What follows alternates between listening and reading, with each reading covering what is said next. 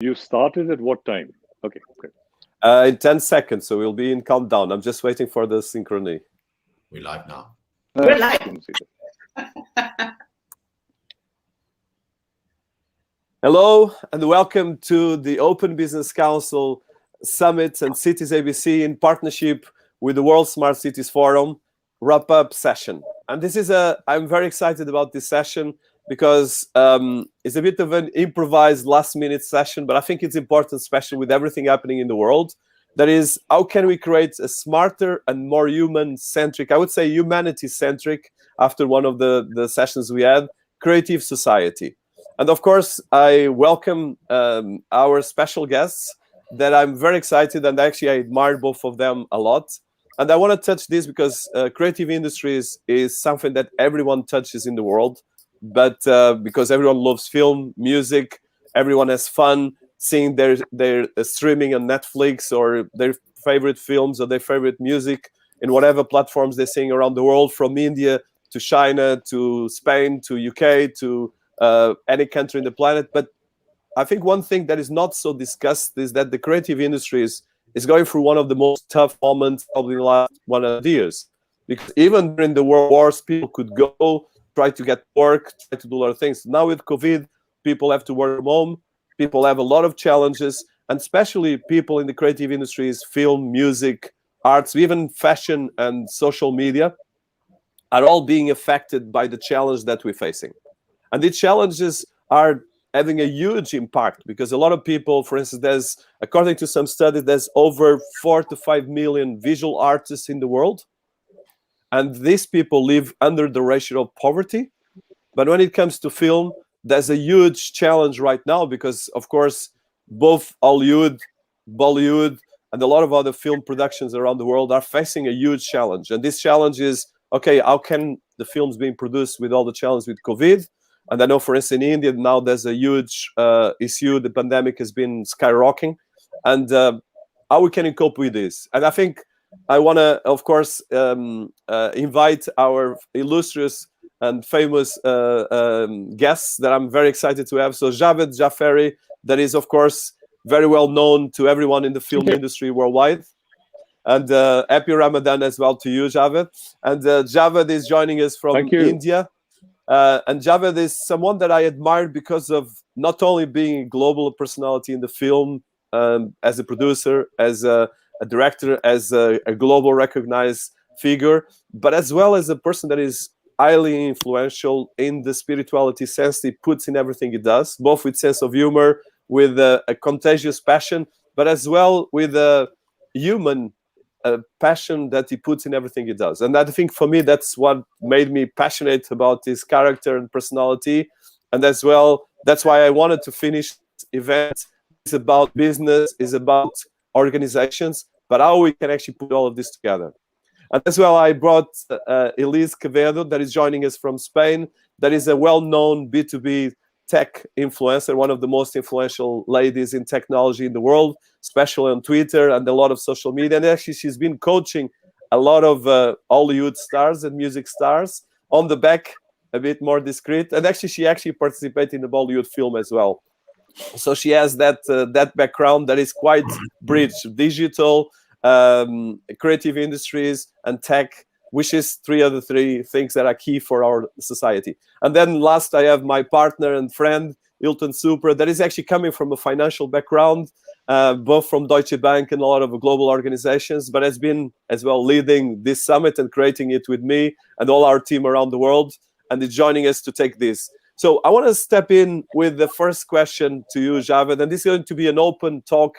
So first of all, how you see your industry, where you are one of the global figures, catching up and coping with COVID-19? Because I think it's very important. Sometimes people don't talk about the problems, and there's not so much reflection about this. Okay, hi, peace on all of you. My wishes, my greetings. See, we've been in a lockdown since March last year. So we were in a major lockdown for nearly 3 months. I think it was one of the most stringent lockdowns and it was for such a country. It was a huge task, and there were huge repercussions economically, physiologically, socially. But the film industry specifically, obviously, it relies a lot on theatrical releases because we have three parallel industries. We have a film industry, we have the television industry, and now the OTT platforms which are coming up and which are pretty much entrenched and slowly making a mark in India. But film and television, there were two parallel processes happening, and films were garnering, like the box office was about two and a half billion dollars worth of the valuation of the film industry is in India, and out of which about say 45% is from Bollywood, the Hindi film industry, and the rest is from the other. Now, okay, that is in a funny way. I had said something in Hindi. I'll say it in Hindi first, and then I'll translate it in English. कि हिंदुस्तान के लोगों को दो चीजों से बहुत लगाव है, एक है माँ और दूसरी है cinema. The people of India are very connected to two things. One is Ma, which is mother, and one is cinema. So cinema is a very integral part of our culture, our lives, and so now because the option of going to a cinema, because we don't have many outings, like we don't have a pub culture, we don't have fancy beaches, we don't have entertainment for the families as such. Cinema is the only family, in a way, entertain, or they can go maybe for a meal to a restaurant, but not in smaller towns. So cinema on a large scale is the only form of family and group entertainment we have in this country. So when cinema is cut off, especially after the COVID and the lockdowns, and a lot of okay, there's a big difference in the south and the north of India in as far as cinema audiences are concerned. So when the lockdown was opened out, and we're talking about say 4 months ago, cinemas opened up in the south of India, and they had full. It was jam packed. Cinemas open to a 50% capacity in the north, which is Mumbai and also northern cities. But the capacity was not as much. People were still apprehensive about going to cinemas of restrictions of, so they were not taking chances. So I think it has hit the industry uh, quite a lot, and a few big films released on OTT platforms like Amazon and Netflix. And but again, Amazon, Netflix is limited to 3 to 5 million subscribers in 1.35 billion people. So it is a big hit on our business also, and it was a task.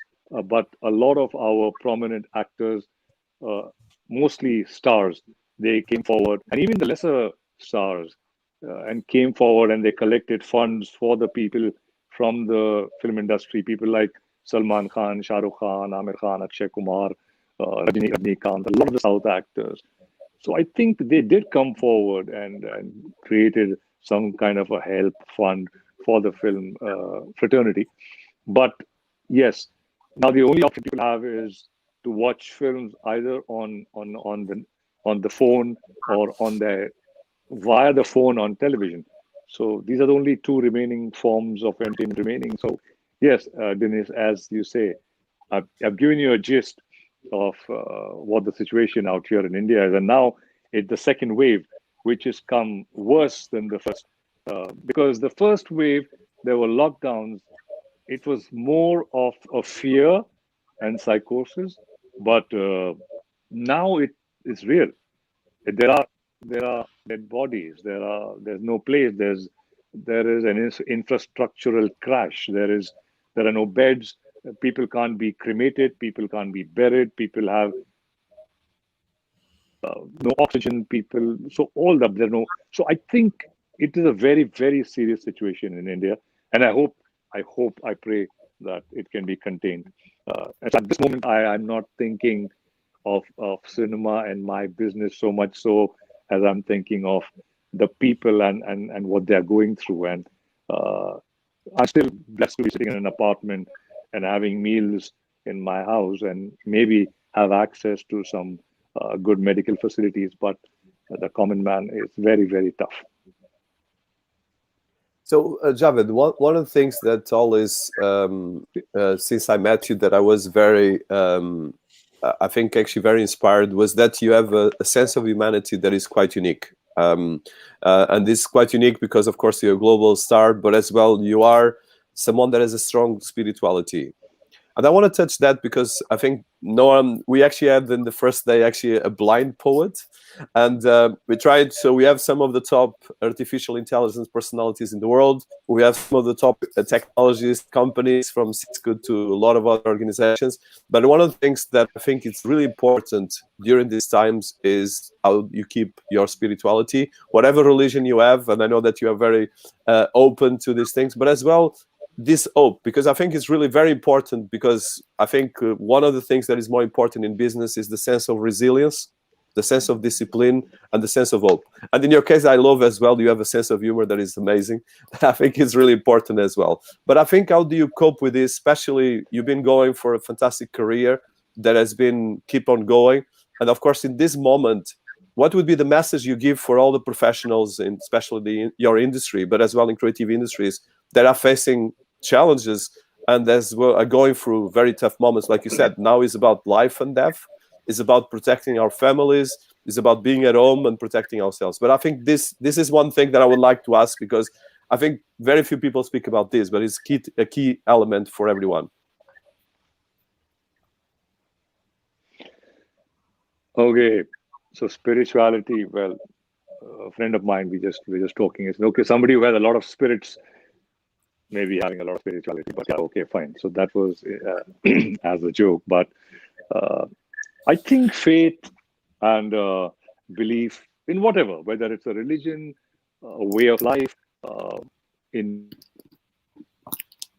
people, I think it's very, very important. And hope, I think it's a huge contributor in stability. I think, like somebody has very wisely said, that hope is being able to see that there is light in spite of the darkness. So I think this is what keeps people going.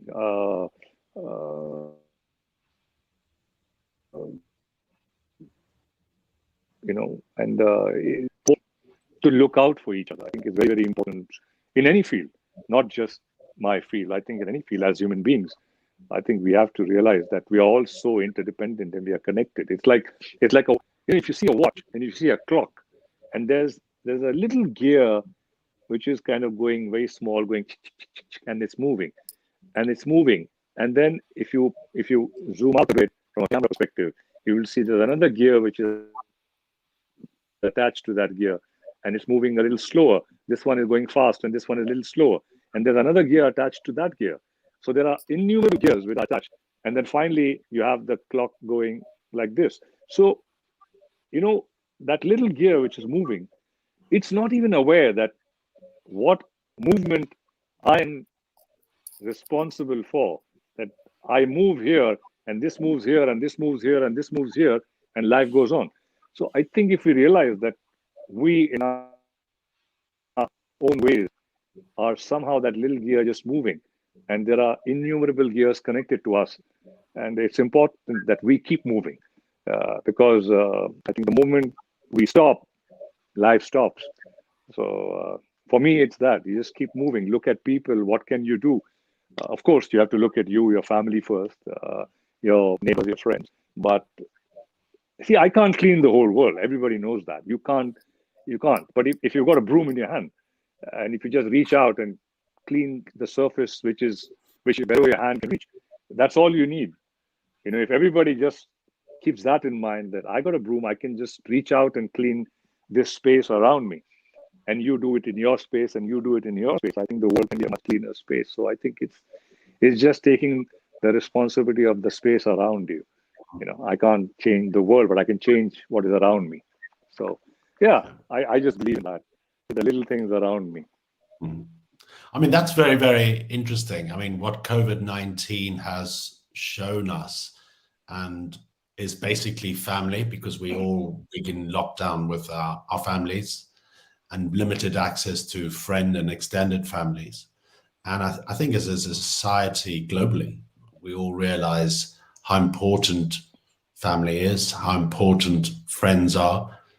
And in a way, it's through technology that we've been able to reach out to people that aren't close to us in our close environment. We know that India is incredibly digital. Everybody relies on mobile phones. So have you seen a lot of interaction between families using more than just text messages, but are they starting to communicate using more visual arts, visual communication through technology in India? I think, like the way we are communicating now, I think this little instrument which has come in our hands and has entered our lives, it has changed. It's been a game changer for the world.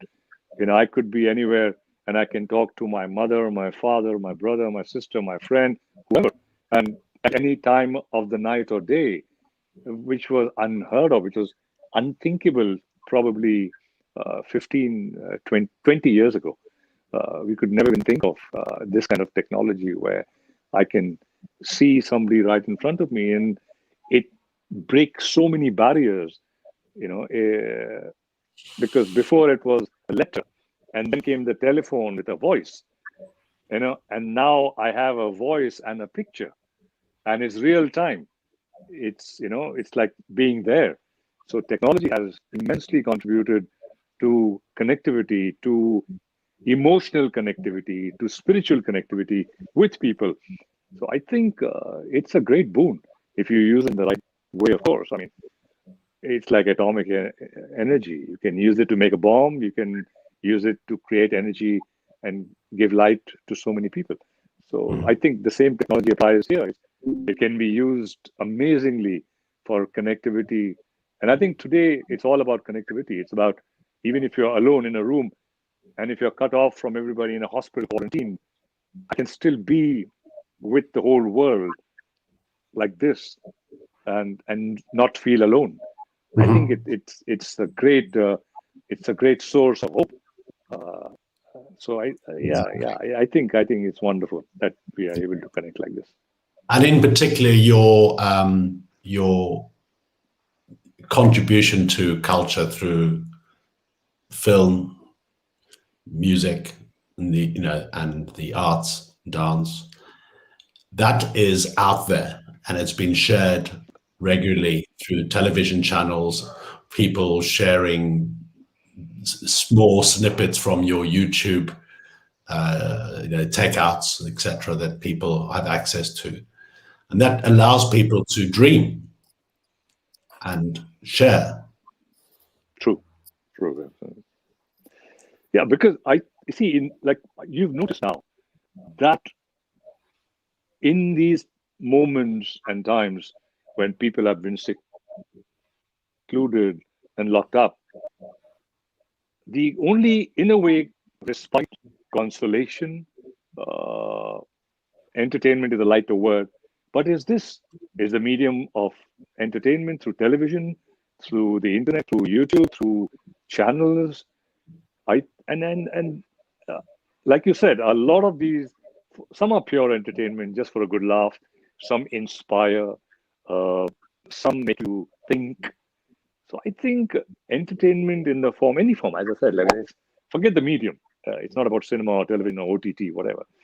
It is the process of telling stories, of narratives in audiovisual form, which are, I think, a great respite to humanity. So whether you are in a moment of despair or sadness or contemplation or even happiness, I think this is a wonderful medium. What we are involved in the business of entertainment, that's what we call it. I think it's a wonderful medium. It does a great service at a lot of times. I'm going to jump in here, Javed, because you're absolutely correct. Without music and without film, we are nobody. I'll be honest, it doesn't matter from what industry you come from. As human beings, as individuals, what is it that we do to relax at night? Music, we watch a movie, you go to the cinema with people, you watch a TV show. And of course, filming during times of COVID has been a challenge. And for example, you mentioned the difficulties in India. And now, for example, in the UK and the US alone, last year, over 170,000 jobs were lost just because productions came to a halt. And this is something that is hard to comprehend because it's the backbone of everything that we do. Two sectors were really affected. One was, of course, the hospitality, hotels, restaurants. They were the first ones to shut down, but automatically movies, film, music, theater, something that makes us happy, something that is used in therapy. Let's think about it. Music and film is actually part of therapeutic benefits for the world and as human beings. And because you touched on spirituality, the first book I ever wrote was actually on positive attitude, on personal development, on being inspired, on music, and then technology came along. So when we take a basic, such as entertainment, away from everybody, what would have happened during COVID? I honestly asked myself that question because not everybody had family to do the confinement with. I was on my own as an example. So what did you have? Connectivity, a phone call, like you said, you're able to see somebody physically through a video call, movies. I think the report said Netflix subscriptions went higher, the amount of screen time that people were watching, and all because of what? Because technology allows us to do this. I mean, anyone in the industry knows that the Jurassic World Dominion was actually one of the first major productions to resume filming. They did that at Pinewood in the UK. And Variety magazine published an article where they talk about how they've written now the book or the rule book for pandemic productions. Because it's not just the masks or the physical distancing now. There are many other measures that come into play. And back in September is the first time that I personally went into a green studio. It was in Wembley. And the first thing I saw, the signage, the person doing the temperature check, make sure that you're allowed to go in. It shows us how different things are, and they're going to be for a lot longer. So I feel that one of the things we can do, like Javed said, is embrace technology. If there is one thing that we have all learned during COVID, is how digital and connectivity have played a crucial role in any industry, not just entertainment and tech. Zoom, self-tapes, StreamYard, this has now become our extension of ourselves. There is no day that goes by when we don't hear the word Zoom or a video.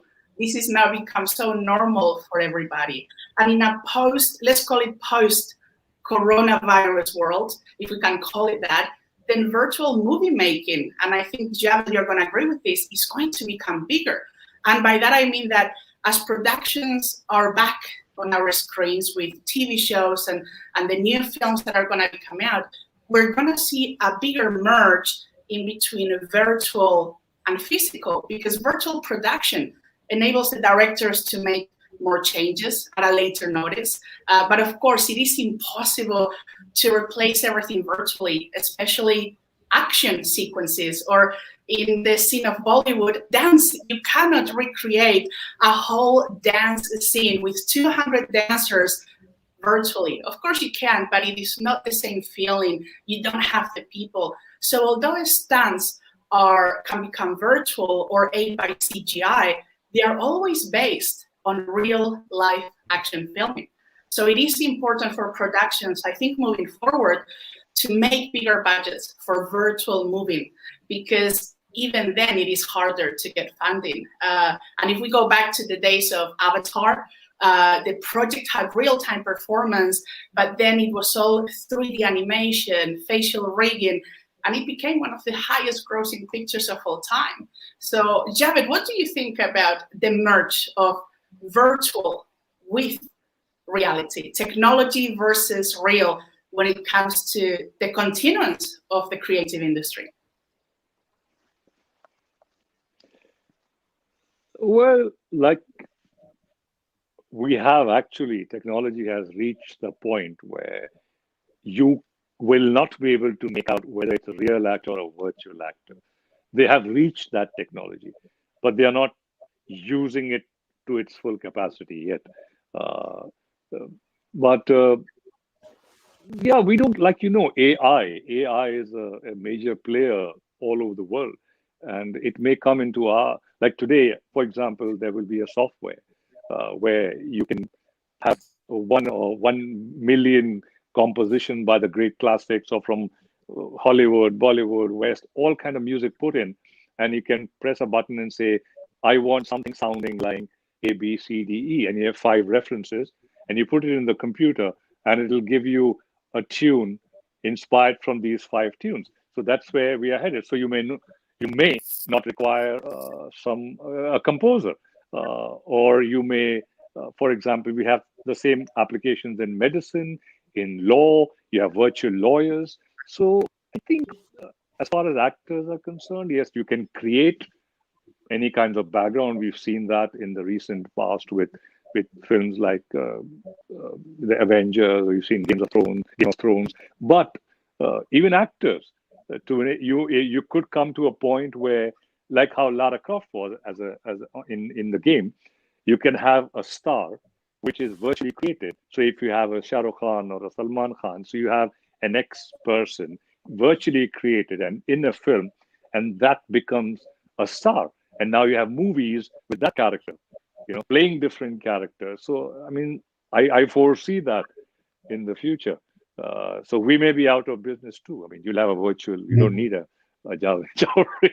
So, yeah, like there's a whole paradigm shift as far as there are some people are predicting 50% of the jobs in the world will lose out to AI by 2030 or 40. So in the next 10 years. So every aspect of whatever we are involved. So yeah, I mean, let's not look at it as a bleak future, but we have to adapt. Humans have always adapted. So we will adapt, and there'll be a new paradigm. So hopefully we can make ourselves work to some use I speak as an actor probably. Yes. So I have to compete with virtual actors soon. No, but I think one thing that is not very well, I think, communicated, that's why I wanted this session as well. So being a bit more hopeful is that, so for instance, at the moment, and of course, Elise, I will probably start with you, but I want to touch as well that with you, Javed. So at the moment, we have a lot of tools to empower us as individuals. So for instance, Javed, you have close to 1 million followers on Twitter. Elise is a B2B influencer that has close to 200,000 followers as well. This is worth a huge amount. So you have communities that are bigger than actually, like you mentioned, Javed, 3 million subscriptions in Netflix in India, but you have almost 1 million yourself. So that means I think these tools are very powerful, and I think it's the way we can actually create monetization process around the tools, and as well to create new ways of empowering the artists, because I believe the technology should be done to serve us, not the other way. And I think I want to start with you, Elise, because you've been coaching Hollywood stars, and we're not mentioning names, but as well a lot of big CEOs and corporations. How do you see these tools? Because in the end of the day, I think we're not using the tools to empower us and to make money with it as well. Because like you said, Javed, I believe that even if you created virtual Javed, you should be the one owning money with that. And I think you are too unique to reproduce by a lot of patterns. But I think I want to touch this because I think I want to touch afterwards about NFTs, not because of the trend, but because it's a tool. And the tools can be great to empower us. But starting with you is about social media, because social media is still not used enough by a lot of actors that don't have enough followers. For instance, Javed, you have 1 million, but it's are you monetizing? Are you engaging your followers? Because that's where the magic goes. And I think we can actually create a lot of things out of that. So Elise, to start. Yeah, so it's a great question, Dinis. And for anybody listening, my goal has always been for people to understand a little bit better that psychology behind social and digital media. And this is what I love to focus on behind the scenes, because something that I've learned, as you said, that many individuals and business minds or even organizations, they don't understand what this can do. This area is often overlooked and undervalued. And although traditional methods of communication are going to continue to exist, bottom line is that we need to embrace digital because it is the way that helps us go from A to B faster. Think about it. 4 different locations today in one single video, in one single technology. Javed from India, myself in Spain today, Hilton and Dinis, you're in the United Kingdom, but different locations. And you don't have to leave your own room to have a conversation with anyone, anywhere in the world. You don't have to know them.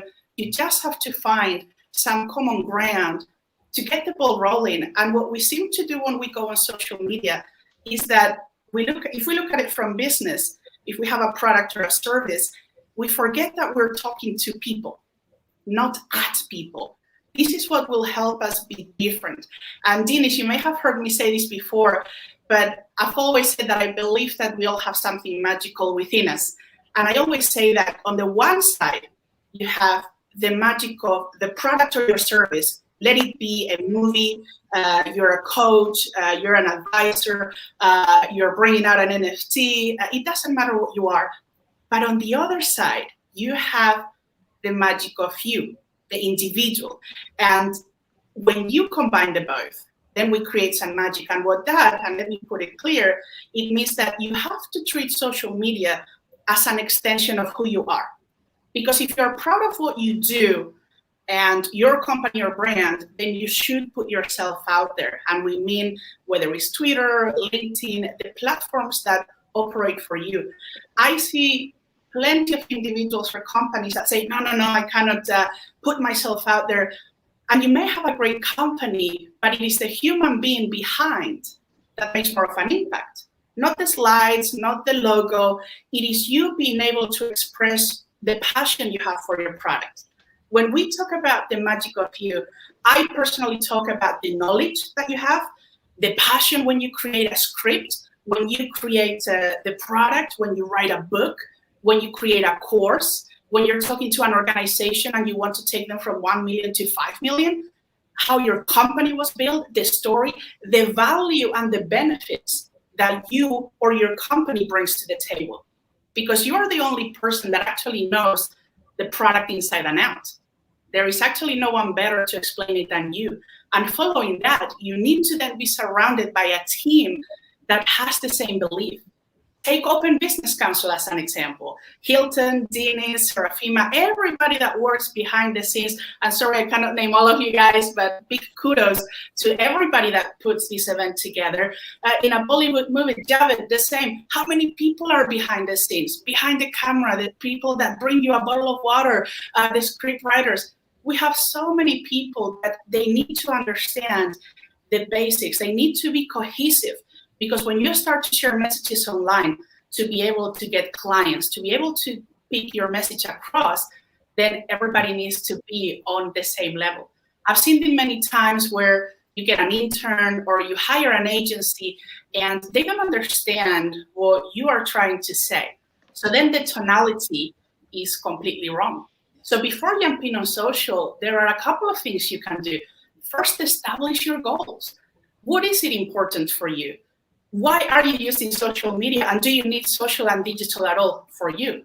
I always say yes, because this is my world, and nowadays we can survive without social, of course, but we can make it faster, especially during COVID. How can we reach new clients? How can we reach someone that we normally had a meeting weekly? We have to do it online. And this is the purpose of using social media for your brand. You don't need to know everything, but you need to understand, what do you want to do? Do you want to promote a service? Are you promoting a product? Where is your audience? Are you promoting just to India? Do you want to expand globally? Do you want to have clients in the US? What do you need to do for that? Have fun with so much negativity in this world. My God, I always say this, please, just because we're professionals doesn't mean we become professors online. Not everybody can be a professor when it comes to social media. Social media means social. It means engaging. It means engaged. Dinis mentioned it, engaged in a conversation. How many times do we go on a social channel, it doesn't matter the platform, and we try to communicate or have a conversation, and then the other person is quiet? Nothing. What happens if I stop talking now and there was nobody else on the other end? You walk away, literally. Nobody. You see this? This is literally a conversation. If I don't have somebody else, you're trying to sell me a product, you're trying to inspire me, and then I comment, and then I want to talk to you, and then I go, pfft. Do you see what I mean? You lose your audience. You need to be present in people, and this is what I would love for people to understand about social. And when you don't understand it, please just do what the pros do. Who is your competition?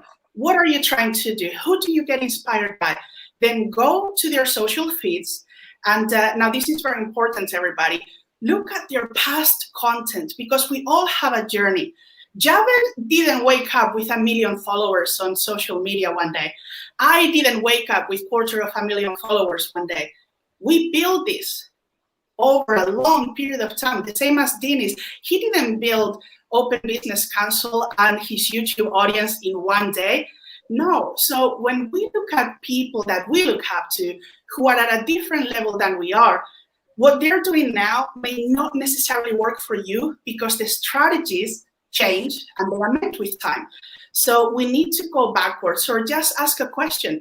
I went through a phase, for example, many years ago, of doing a lot of paid promotional content. So if you went backwards, you will see everything was about many different brands, because they would pay me to advertise. And that is not something that I do anymore. If you look at my feeds now, I like to focus on knowledge sharing and sharing my thoughts and opinions on multiple brands and different types of collaborations. So through my personal journey, as an example, I've had different stages of what I have focused on.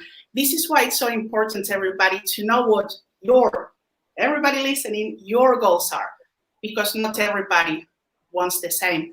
So figure out what works for your brand.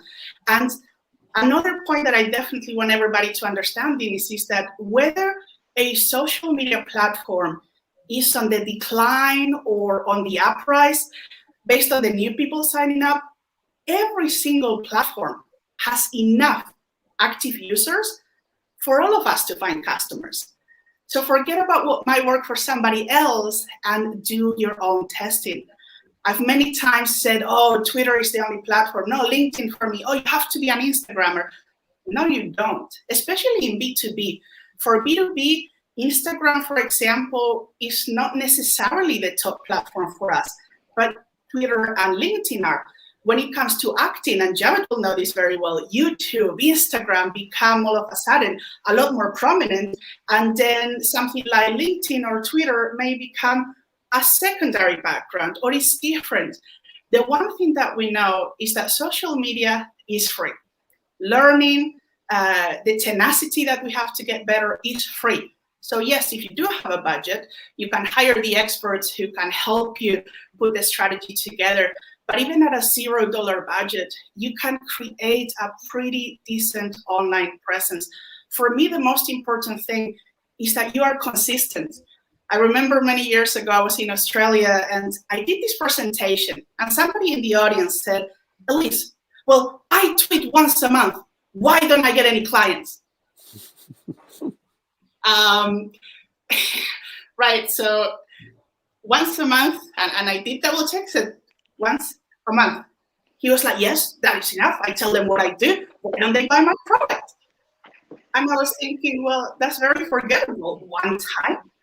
We need consistency with your message. And it's not about putting your product in everybody's faces.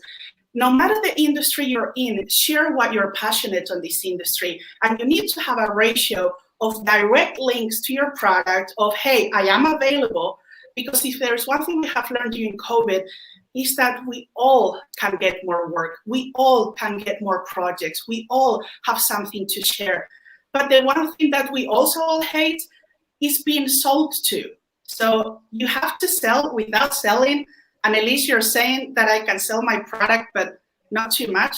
The difference is when you are on a daily consistency, and it doesn't mean you're posting every day, make comments on social media so that you're fresh in people's minds.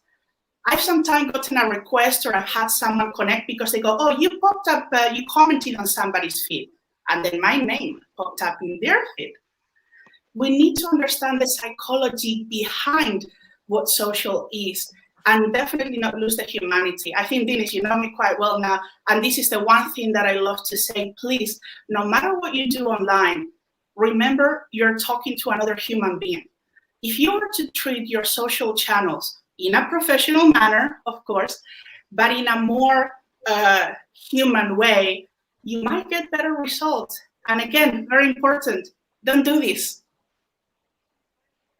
Please stay to your people. Okay, this will be my one takeaway at the moment. Be present, connect, and talk. Social right now is one of the tools that we're all using, whether we are an influencer, a consultant, an actor, we have a product to sell.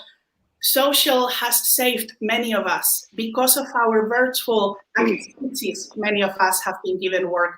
So please do not dish social media as it's just for young people or it's just to load what you had for breakfast, because it is not. In the B2B business and any business out there, social media can help us. Yeah. And I think that's my start of my answer to this question, Dinis. Because I can go on for the hour. No, it's a good one, Javed. So I think from your side, I think go ahead. I'd like to just say, Elise, absolutely bang on. You hit the nail on the head. But it was like how advertising was at some point all about visibility, and through visibility, selling a product. Advertising has changed its shape and form, and because of the internet and social media, you don't need to spend. Like you said, it's free. I mean, there could be, and I speak about talent, and where Dinis had explained to me about the directory he's looking at. So there is a talent in one small little village in India, and he plays an instrument or she dances, and 50 people in the village used to see her or him. Today, you can have as many numbers from 1 million to 1 billion people can watch your talent and whatever you're selling. And if they need it or they want to use your talent in some way, right, sitting there in America and Hollywood maybe, and somebody may say, I want this girl to dance in my movie. So there it is. You don't need fancy advertising mediums, whatever. That's all you need. And it's become so easy. It's become so accessible that that little girl, and I've seen that. We used to do a show called Boogie Woogie on television. It was the first ever dance show in India, reality dance show in '96. And people thought, oh, this won't work. Dance is not something India is into. And you had people crawling out of little villages, people are working in farms and coming, and probably 5 people in their village saw them. And here they were on television, dancing for 100 million people, 200 million people. And it changed their lives. They started their classes, they got different opportunities, for the talent. So I think it's an amazing world today. Like, or you've cut off the middlemen. Like there were the 6 degrees of separation. Now there's probably 1 degree of separation, and that's it. So I think it's amazing, and I think we should be able to use it in. Yeah, and it's definitely for anyone listening, please, none of us is saying that paid advertising is not needed. That's not what we're saying, because we all work on that side as well. All we're saying, I think both of us, Jack and myself, is that when you don't have a budget, if you are struggling, there is also ways that you can do things on $0 budgets. Okay, so neither one side or the other.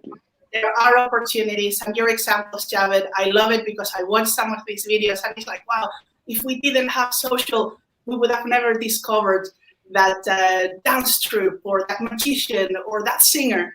So social definitely allows us to do more. only when in our minds we put the right mindset to do it. Yeah. But social is an investment. It's an investment in yourself. It's an investment in your community. It's an investment of your time. And I'm 60 years old, probably the oldest person here, and I'm relatively active on social, and I should be a lot better and more engaging, and I strive to do that because I see it's very, very important. I need to engage with the community people that I respect and admire. But we can all do better, Hilton, that's for sure. But if you look at the younger generation, the 19, 20-year-olds, they're not that social. They've come off social because they don't trust it anymore. Why is that? I will answer that one because I think it comes to the topic that I shared yesterday, which is education. Children or the younger generation now are growing up with digital technology the same as we grew up playing outside with dirt. So they don't appreciate what technology or social can do because I don't think we are educating them in the right way. Children are growing up watching reality TV and thinking that they need to create a fake world to become famous on social. And I think this is the worst example that we can give to the younger generation. Many years ago, I did an acting class, and Javed, the first question that somebody asked me was, why are you in this acting class? And the instructor asked everybody, because the one answer he did not want to hear was, I want to be famous. And thank God nobody answered that. Everybody said, oh, I want to be more confident, or I'm getting into the industry, or learning new skills. So we need to educate them and let them know that you can have a career and it can be amplified thanks to social, and that they can put a message. But if nobody shows them the way, why would they stay to it? Because it's become, in some level, I would actually use the word fake, and I don't like to use that very often, but it's true.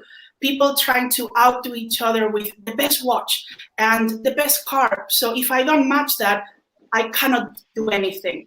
And we need to show everybody that you can be yourself no matter who you are, no matter your background, no matter what you look like, and you can go on social media. But with that comes also teaching them the negative side of social media. And I don't want to talk about this too much here because, of course, this will take another hour. But we do have a negative side that impacts emotionally and causes depression in the younger generation. And to combat that, we need to continue to educate and let them know when negativity comes, don't worry about it. This is just somebody behind that keyboard. You don't know them. Share your message, because I have come across these people. I have come across younger kids that say, oh, I have something to say, but they always criticize me.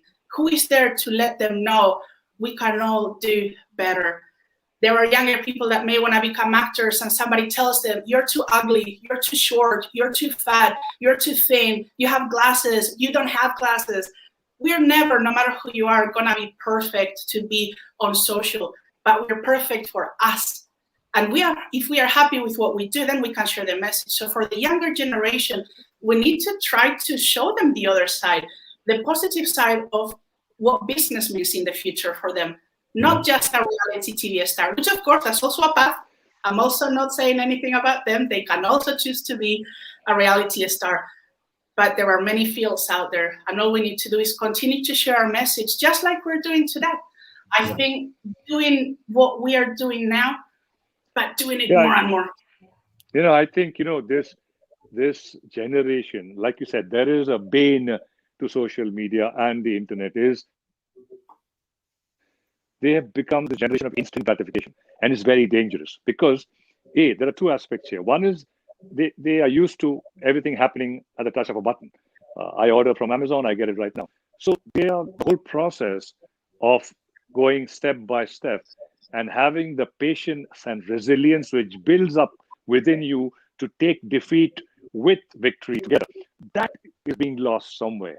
And I think, like you said, these reality shows and these it's good to be aspirational, but there is a process. Everything has a process. You put a seed in the earth, you water it, it takes time to grow, you put manure, there's a process. They want it instant, and that's again that huge problem there. And the second thing is the addiction. There is a real person sitting opposite you. Why do you want somebody on a screen? Why can't you connect with that person who's right next to you?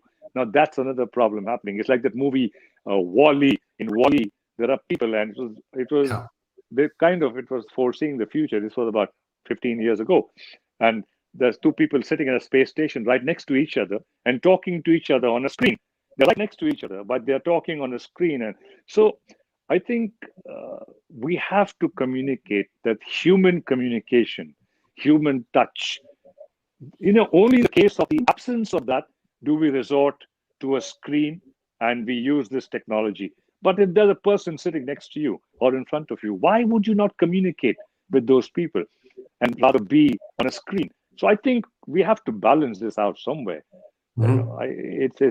It's a thin, tight rope we are walking on somewhere. Mm-hmm.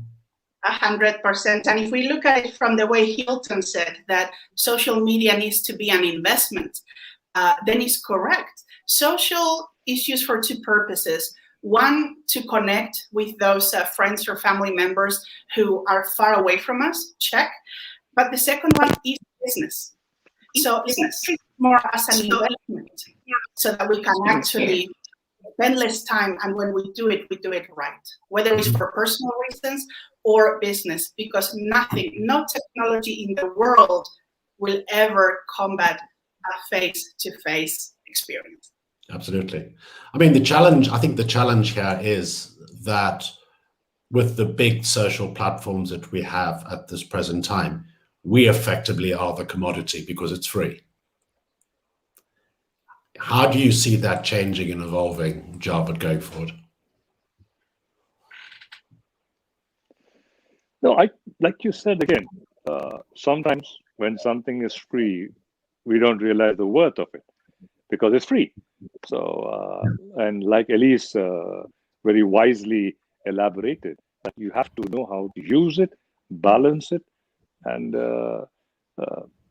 So I think as humans, when anything is free, or like for example in my country, they won't wear a helmet on a bike. But if I say there's a fine of 1,000 rupees, then it's, I have to wear it. They're not realizing that the helmet is for your safety. It's like, no, but I have to pay a fine, so I'll do it. So I think it's human psychology in some way, where something becomes free, then the value is, you don't value it. So I think you have to balance it out in the right way, and we have to understand that just because it's free, but it's worth a lot. And if, like Elise said, if we use it in the right way, it can benefit us amazingly. So I want to touch we are finishing now, but I want to touch one thing. So one thing we didn't touch is, one thing is, as we are established people that have been on this for some time, but there's a lot of people that are starting their careers. And like you mentioned, Javed, there's a sense of responsibility of the gratification. There's a sense of authenticity that we have to have. So we have to be ourselves, and we have to build our narratives and our stories. But at the same time, one of the things, and I want to touch this probably because this is a business summit as well, is the sense of monetizing our digital presence. Because, for instance, if a kid, for instance, Javed, one of the things I love in your social media is that you pick sometimes some young people from YouTube and you put them, and they have this kind of fantastic energy, comic energy, and a very human contamination because everyone gets excited about it. But the point is that a lot of these people don't know how to create models. And I think you touched that, Elise, in the sense of monetizing this. So we have effectively all these tools, but very small people are actually making money on this. For instance, one of the challenges, there was an article about the Bollywood industry and Hollywood struggling with COVID-19. And the biggest question was, okay, how are we going to monetize new forms of content that, for instance, Javed can actually do a small film and share with his audience, or you, Elise, can do an NFT, or Javed an NFT and share it. So are you thinking about this? Because I know that it's out of the box, and most of the actors are trying to be the best actors they can. Most of the producers are trying to do their films, but at the moment, you cannot separate things. We have to do, in your case, Javed, you need to be an actor. You need to be probably the producer and the promoter of your films, of your trailers. You need to do the interviews. And now it's in real time. And at the same time with all the channels. So I want to touch this as probably one of the last things because we are wrapping up the time and I want to be conscious of your time as well. No, see, it's a very, very important point, Dinis. The point is there is an overload of information. Today, when you look at a screen, there are millions of things happening. Now, when you want to package yourself, and like Elise said, only you know what is your strength. An advertising agency or a manager parent, they'll only know so much. You know what is your strength, and you have to be able to pitch that in a way that you stand apart from these millions of overdose information which is in front of you. So I think, and of course, obviously, only if you can hold my attention for 10 seconds, in the initial 10 seconds, because that's how it is. If I can hold you for the first 10 seconds, okay, then I've got you hooked for a while now. Otherwise, I switch. So we have to learn this art. We have to somehow realize why. Either you can learn by watching, or there are people who can train you, like Elise has. She's a trainer, and they can show you how to channelize your pitch and how do you pitch yourself. So I think it's a process of a give and take, of self-learning, also platforms helping you in some ways. So I think it's a combination, and it's a tough world, no doubt about it. But you also have access. That little child sitting in a village somewhere in Kolkata outside can probably reach out and have Steven Spielberg watch her video. That's possible today. It was never ever thought possible. So I think if you balance it out right and use platforms, and you said which can help you and structure you in the right way to pitch yourself and to train you, I think these are all different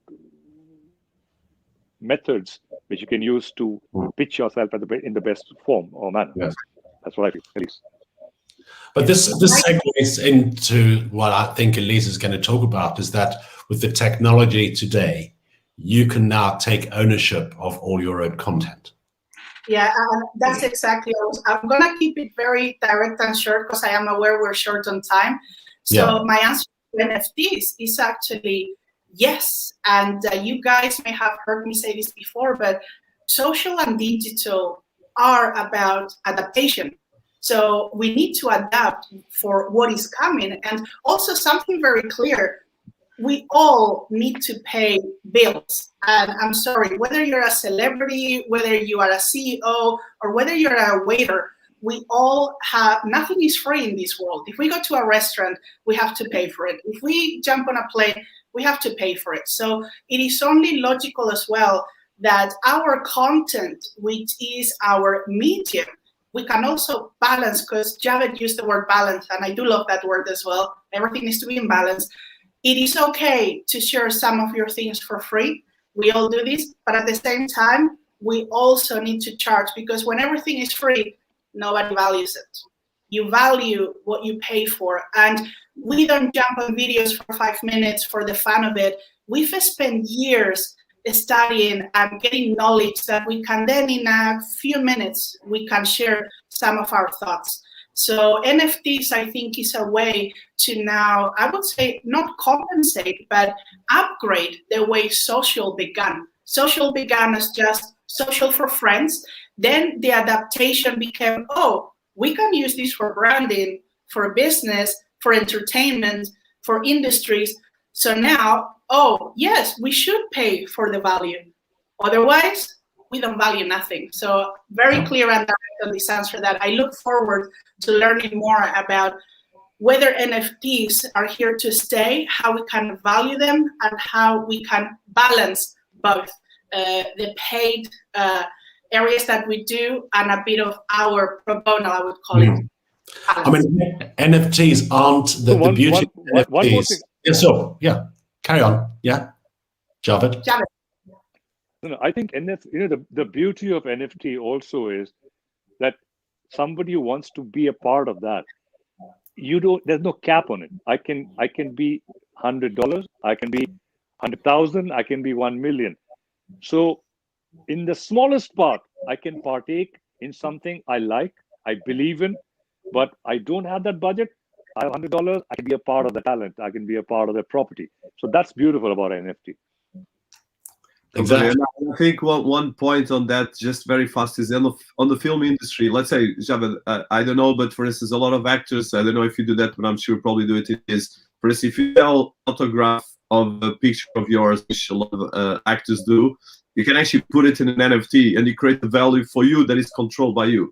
And I think this is a big thing that especially this new technology is not about the NFT in itself. It's the possibilities that come out of these technologies. And that's what I'm excited, because I think it's the first time we have the tools, but like you mentioned, Elise, in social media, it's very difficult to monetize. You have to really understand how to monetize, because let's say 90% of the money goes to Silicon Valley and to the most of these big corporations, or actually 99, the money and the data. So if you have tools that actually, of course, it's great because they offer these platforms, they have a lot of costs as well. But I think the challenge is how to have, let's say, a young actor that is good doing one thing, going and start promoting himself in a platform, but starting to sell it. And I think that is going to be the future of creative industries. And I think the music and the film industry in particular will need to take that. For instance, Spotify right now is 30% of the world industry of music. 30%, 30. And of course, Netflix is another big part, especially with this. So I think the point is that, of course, in your case, Javed, you have a fantastic career that is spanning decades, and you can actually go and do this. But for a young actor right now, the challenge is they cannot go to a theater, they cannot go to a lot of other places. And I think that is these things that I'm excited, and that's what we're trying to do. I think with this panel is precisely about reflecting this, but as well creating narratives that are different, because the point is that there's the gratification that you mentioned, Javed, and there's sense of immediate part, and there's all the, I think we need to, run away from this risk, but I think as well with the sense of human that you normally bring, Javed, and sense of hope. I think human and hope is a great logic, but as well a sense of authenticity and logic of this. But I think that's my points to wrap up. And I think I don't know how much time you have. We still have around some time more. If you have time, Javed and Elise, I would like to hear you reflecting this, and Hilton, of course. I would just like to say one thing very simple that I love to sometimes end one of my conversations, which is, as the famous saying goes, if not us, then who? If not now, then when?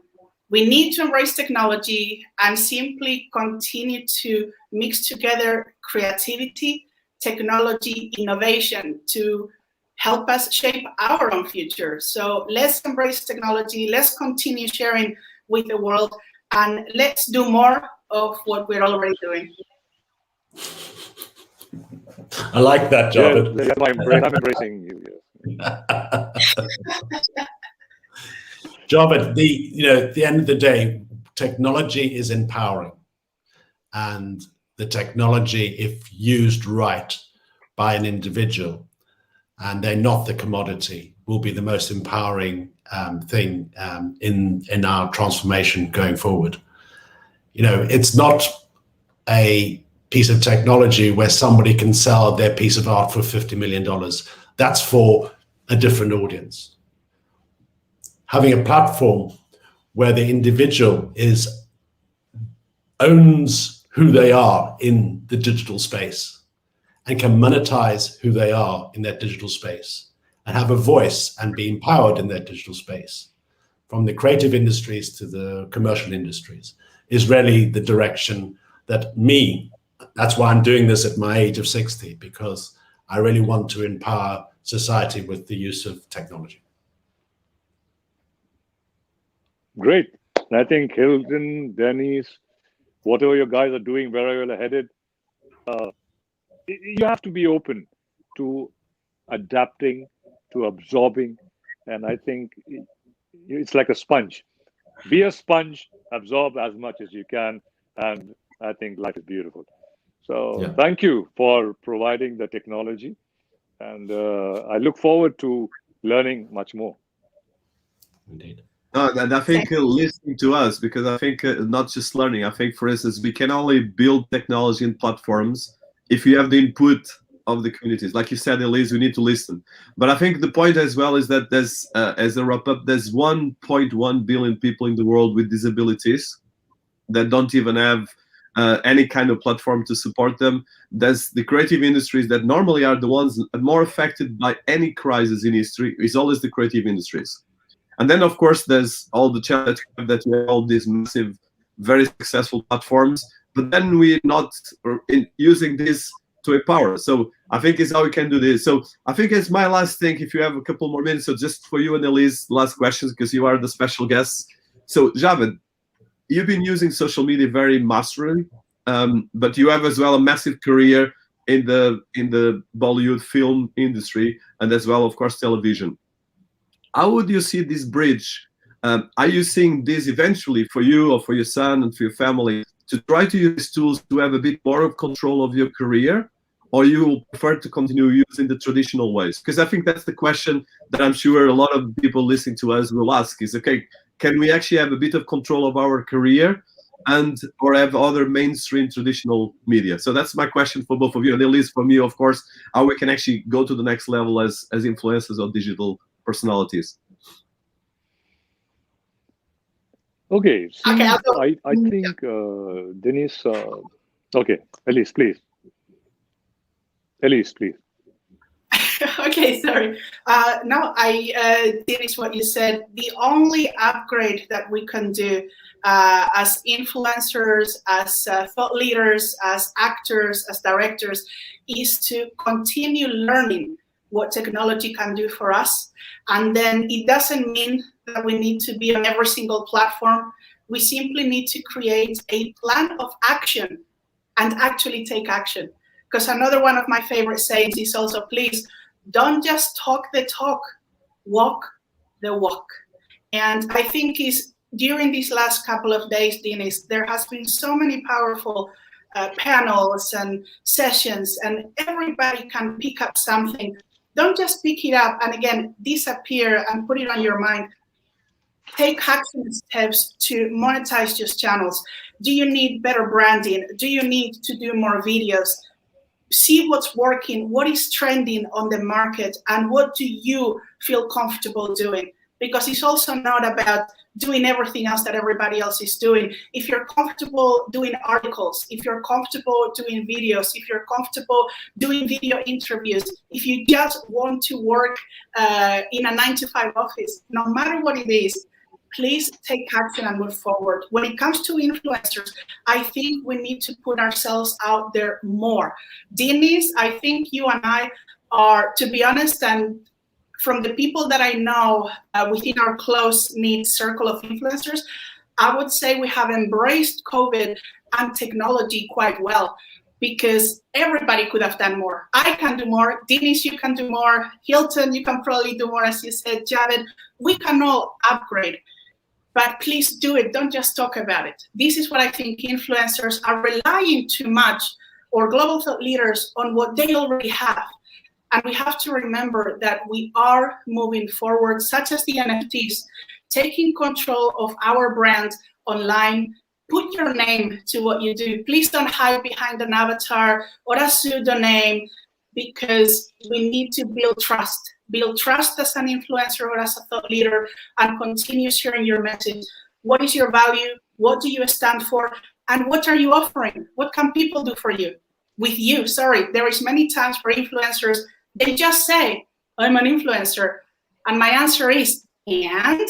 So what? Yeah, exactly. What do you do? What do you actually do? You're an influencer of what? What is the value? What can I do with you? So let me know how we can collaborate together, because there are so many levels of global thought leaders and influencers. So please take a step back, take a few minutes to understand who you are.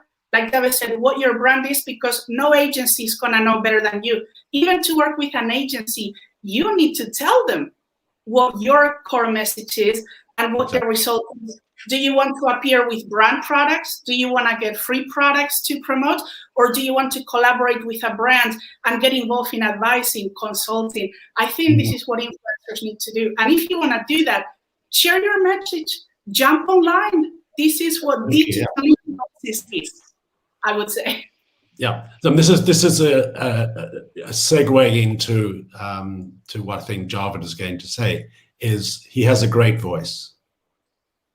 He has a great voice, not as a spoken word, but what he what he thinks and what he says within the community that he serves. So everybody needs an authentic voice. And over to you, Javed. Is that correct? No, I lost a bit of the audio. Yeah, I was talking about having a voice. Each person needs to have their voice and express who they are and what they do and their opinions within the communities that they're involved in, which is very much the domain that you live in. You express yourself very, very, very often in front of a large audience. Yeah, see, I mean, go slightly in my field. You use certain phrases, but like you say, everybody has an opinion. So as the old adage goes, opinions are like assholes. Everybody has one. So and we have got millions of those. We've got millions of those, in our face. Like, so if I don't consider myself somebody with a lot of wisdom or somebody trying to influence anybody. I do my job. I'm an actor primarily, and my job is to tell stories. And if beyond that, as a human being, there are two aspects of my life. One is a professional, and one is on what I think personally. I don't want to monetize what I think personally, because free. That's for humanity. That's for you. If I have some thoughts I'd like to share, I don't want to monetize that. I'd monetize professionally, my career, yes, my acting, my craft, yes. So we have to be able to know what is to be monetized and what is meant for humanity. So the medium should be used in the right way, that something is for humanity and something is for my personal monetization. Like Elise said, we all have bills to pay, but let's not monetize everything. So that's true. In a nutshell, that's what I'd like to say. I love that, Javed. It's such a beautiful ending to a fantastic time that we spent together here in this virtual world. Thank you. Thank you very much indeed. Thank you. Really and thank you so much. Thank you, Hilton. Yeah, Hilton has a wonderful voice. Hilton should do something with your voice. Thank you. Thanks very much for that. Yes. Hilton turns voiceover actor now. Exactly. Career. Well, in fact, I enjoyed talking to people and I enjoyed speaking and expressing. So, if that's what people want to hear, and I'm happy to do that. Absolutely. Thank you. Thank you so much, Javed. Thank you so much. Thank you from India. May we all learn our lessons from what's happening in the world today through this COVID, and maybe all come closer to each other, have more compassion, have passion and compassion. I think it's a great combination to have. So a big hug to all of you. God bless you all. And big virtual hug to everybody. Yes. Thank you very much indeed. Thank you. It's been awesome. Thank you. Thank you so much. Thank you. Thank you, Javed.